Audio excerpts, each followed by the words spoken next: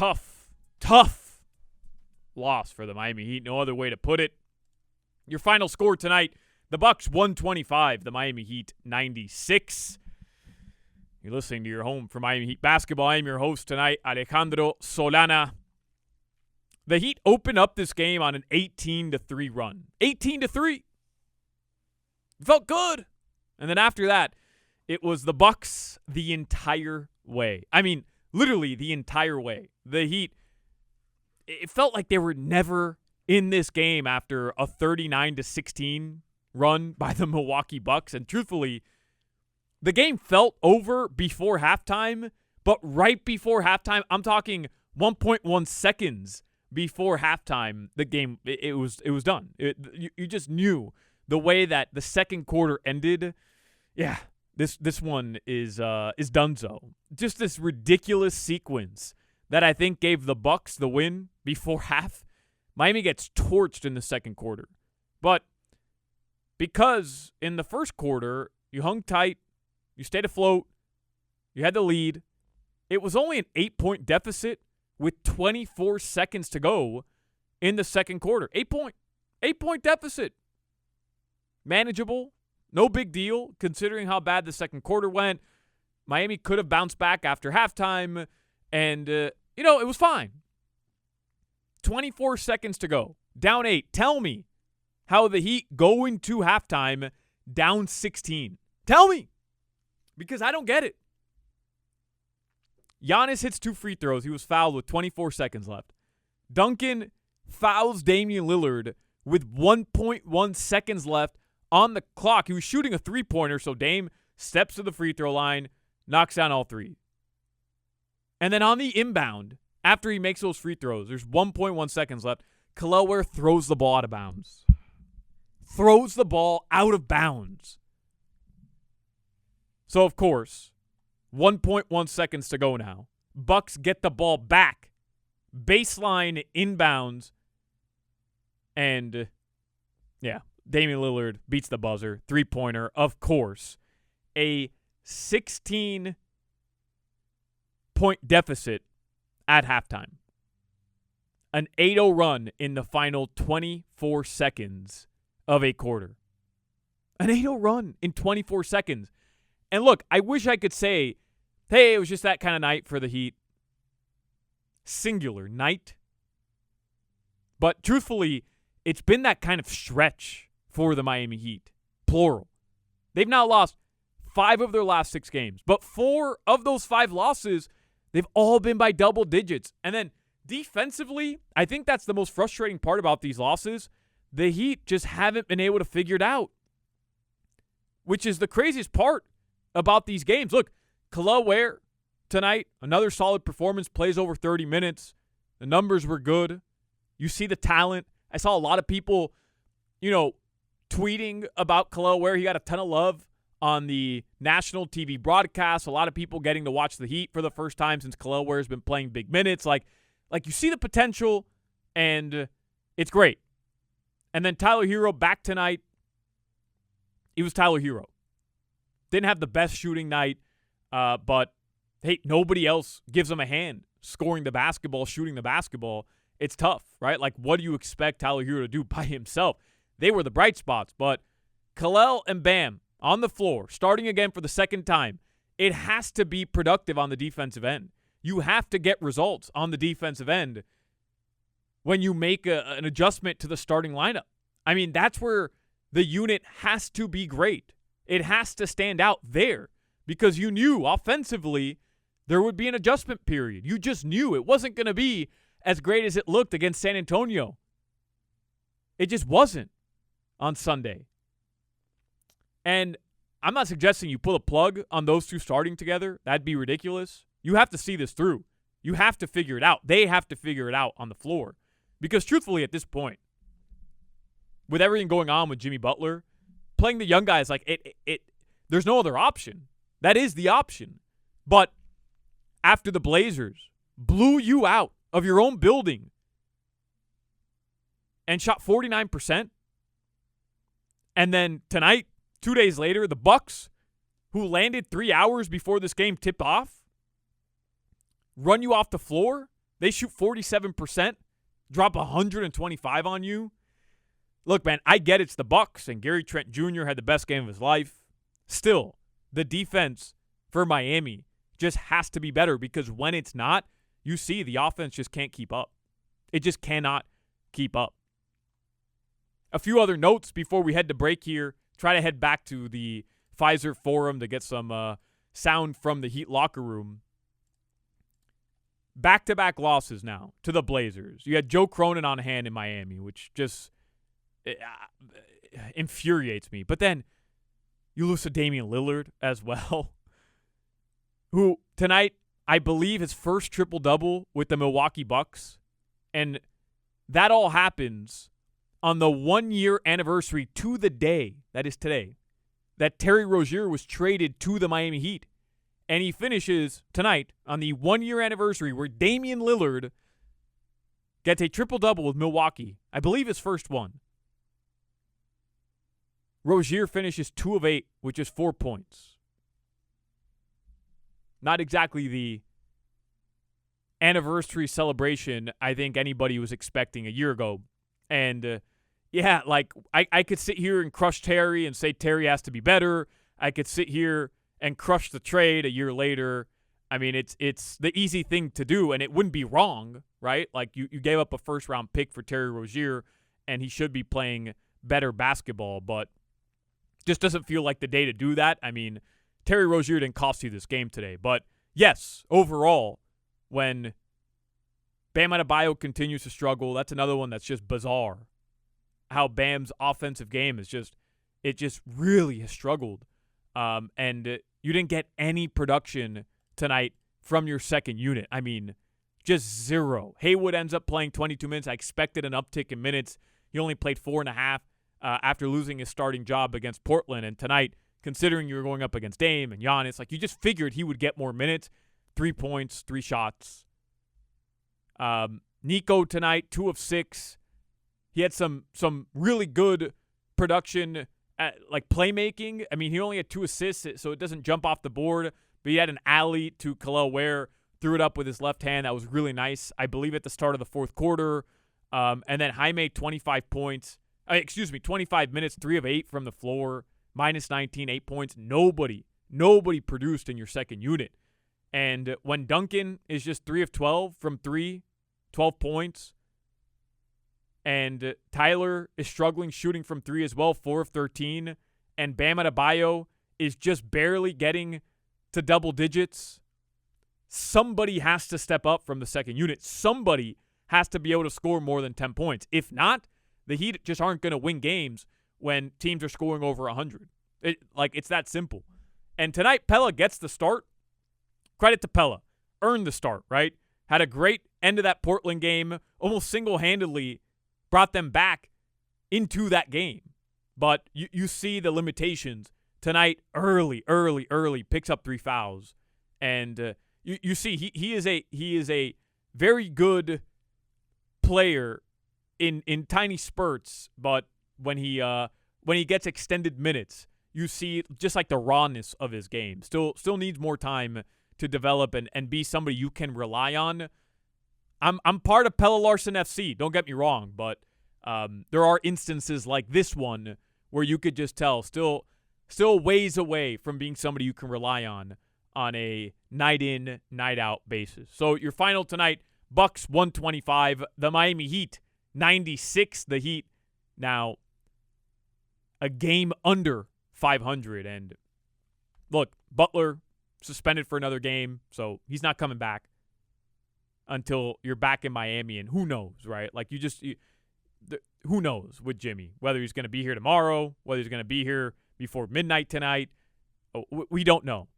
But it is hard at this point because I know Eric Spoelstra's comments prior to the game were, hey, this is the NBA. This is the business you sign up for, and this is the way it is. And basically he's saying, like, this is the norm, and we move forward. And that's great, right? The Heat are a no excuses ever, and you admire them for always taking that approach. But it is hard, I think, at this point. You've lost 5 of 6, 4 of those 5 by double digits. It is hard to ignore this looming cloud and this looming, situation of mostly just negativity hanging over this team, and ignore the fact that it's probably having some effect, negative effect on the team. I'm not saying that's the reason they lost tonight. I think that's an easy cop-out. I think the Bucks just took it to them. I think the Heat are playing well below what they're capable of playing, even without Jimmy Butler over the past couple of games. But, both things can be true, right? The Heat is struggling, and also it's kind of a distraction to have your best player and your star basically say, I don't want to play with these guys anymore, and I want out, and he's wearing Phoenix Suns shoes or colorway of the Phoenix Suns on his leanings at the last home game, and then he misses a team flight, and then he gets suspended, and guys are being asked about it. So, again, I'm not trying to make it an excuse. I'm not saying that that's why the Heat lost, but I think both things can be true. It can be a distraction. It can weigh mentally on a team, on an organization, but also you have to figure out how to play better, how to maximize Bam and Khalil on the floor and still get Tyler and Duncan involved offensively, how to get more out of your role players, how to get more out of Niko Jovic on a nightly basis, how to get more out of Jaime Jaquez Jr., where some nights looks like he can be a focal point leading your offense, not in terms of scoring, but ball handling, distributing. And then other nights, kind of looks like it doesn't work. It doesn't fit. It's mind-boggling at times. 125-96, your final. More on the cool down. Solana here on WQAM. One final segment coming up. You're listening to your home for Miami Heat basketball. Final segment of the cool down. Welcome back to 560 WQAM. Your final score tonight. Not a good one, Heat Nation. The Heat, they get blown out by the Bucks 125-96. The Heat now drop to a game under 500. They're 10-13 on the road this season. And their struggles as of late continue. I welcome in Tommy Tighe now from the Miami Heat Radio Network. Still endeavoring to get some locker room, some post-game sound from Pfizer Forum in Milwaukee. But because there was no local broadcast on television today, a little difficult until it gets sent over to us. So until then, Tommy Tighe will hold it down with me. Tommy, Cooper Moorhead, who writes for Heat.com, did the work that I was too lazy to do, and he or that he gets paid. That's his purpose in life. Right. Yes, and he's very good at it. Very good, maybe the best. Bam Adebayo and Khalil Ware last two games as starters on the floor together. He writes 33 minutes together. Their net rating is -11, or their plus minus is at -11. But the Heat games in the last two have not been great, so we're not looking too much into that. But he does write offensive rating 95.6, which is very low, not good.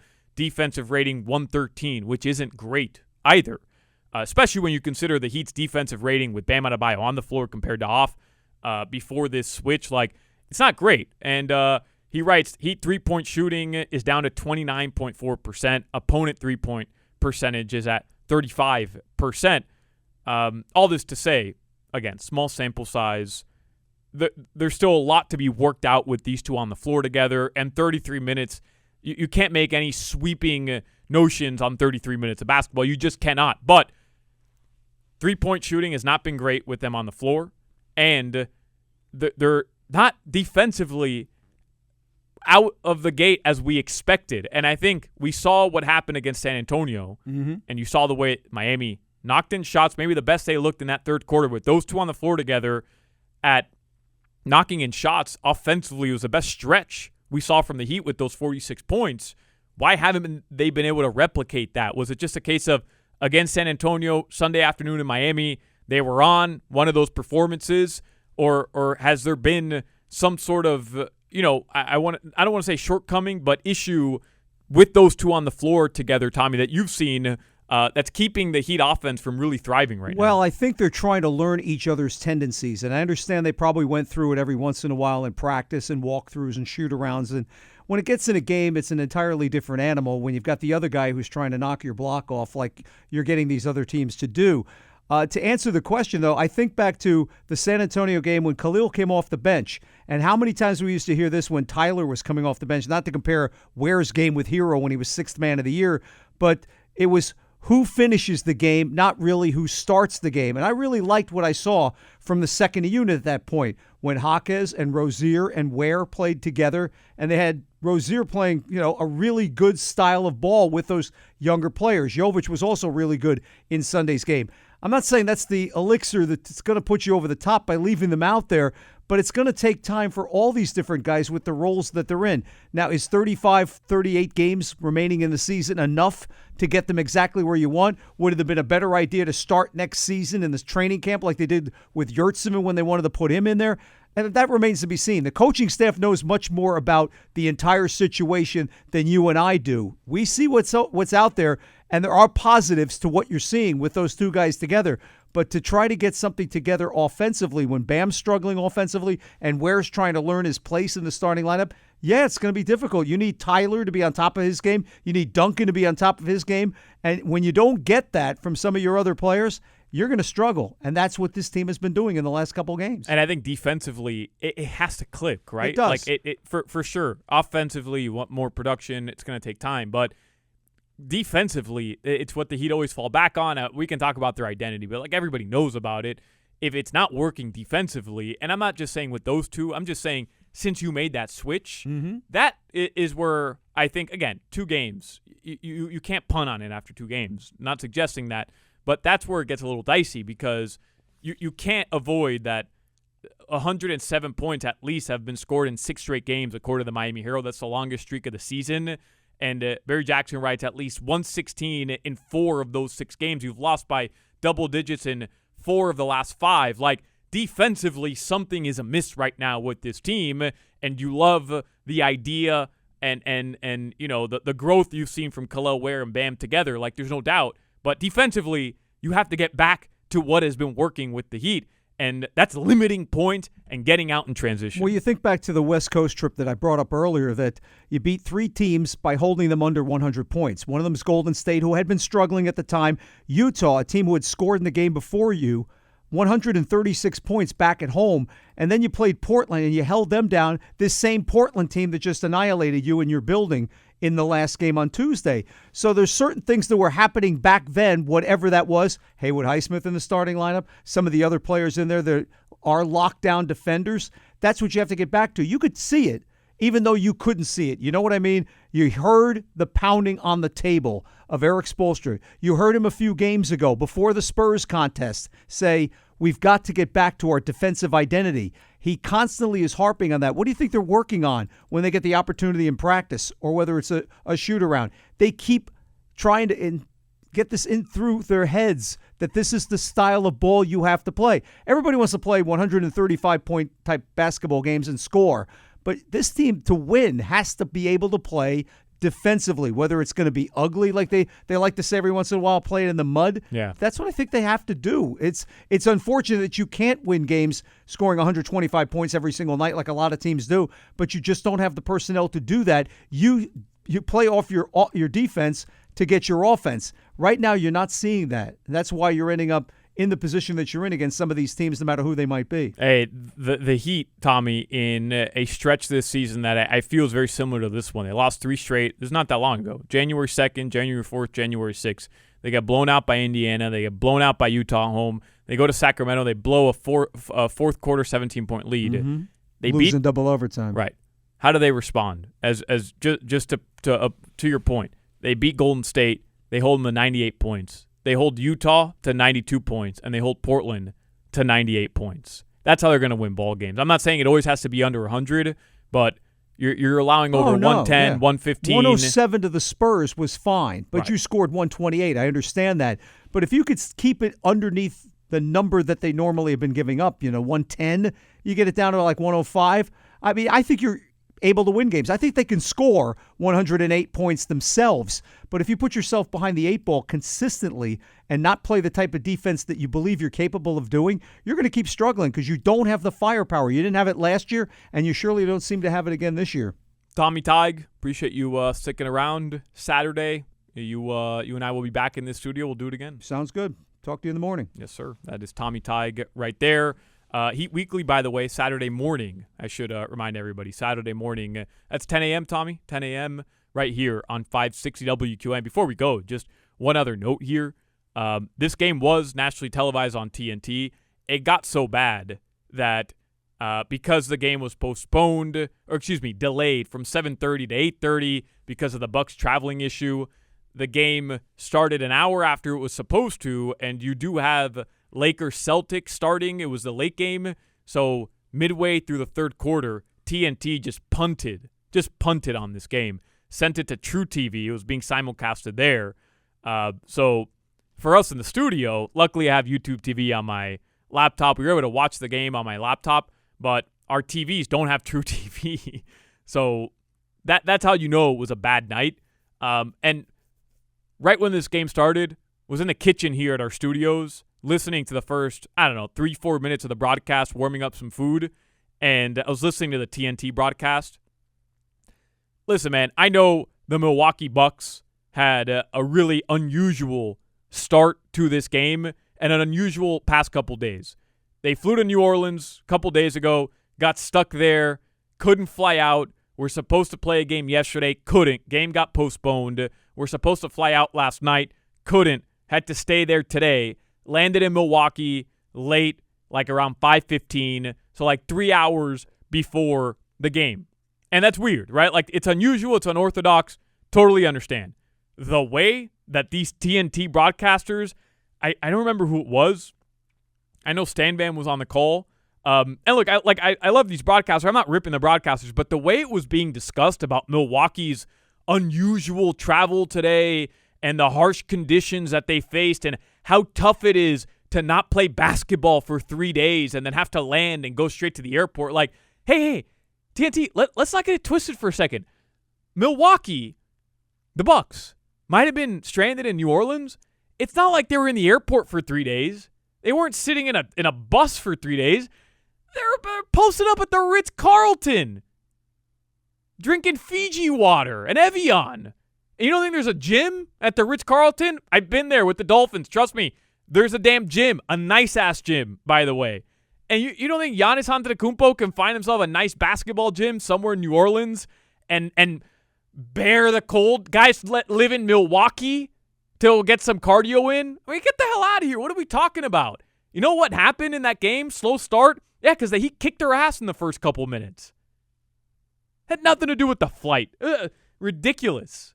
They're talking about, not surprising, 18-3 run by the Heat. I mean, look at the awful conditions the Bucks were in the last 3 days. Like, NBA teams go 3-4 days without playing all the time. All the time.